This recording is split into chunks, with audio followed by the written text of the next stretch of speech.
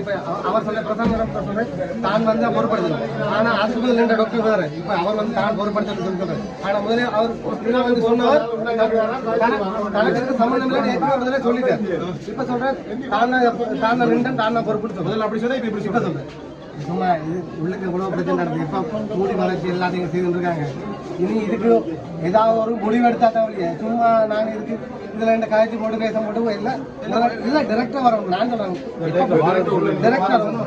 உண்மையா இதுல நின்ற டாக்டர் வரணும், நர்ஸ் மாதிரி வரணும். சும்மா போய்க்கு நாங்க நான் சொல்லி உண்மையா இத்தனை மணிக்கு டியூட்டி அவர் அசைன் பண்ணி அவர் இத்தனை மணிக்கு இதுல டியூட்டி அவ்வளவு காட்டணும், டாக்குமெண்ட்ஸ் காட்டணும். இதுல இத்தனை மணிக்கு இந்த டாக்டரை பொறுப்படுத்தவர் நான் டியூட்டில இருந்து எல்லாம் காட்டணும். சும்மா இதுக்கு காட்டக்கூடாது, அவ்வளவு டாக்குமெண்ட்ஸ் காட்டணும்.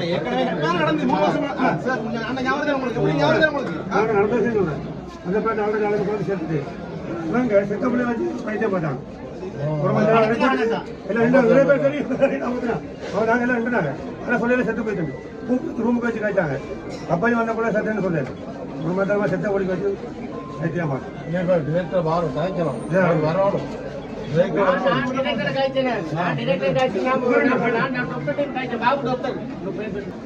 என்ன நடந்துச்சு சொல்லிட்டு வெளியே வாங்க தனியா கேட்போம், வெளியே வாங்க தனியா கேட்போம். நாங்க உள்ள கொஞ்சம் ரூம்ல வச்சு ஒண்ணு செய்யலாது வெளியே வாங்க கேட்போம்.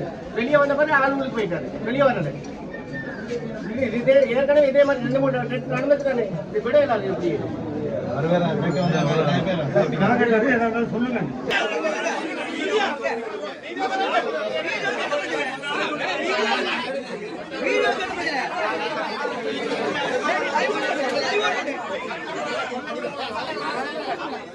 அவர் சொல்லட்டும் பாருங்க.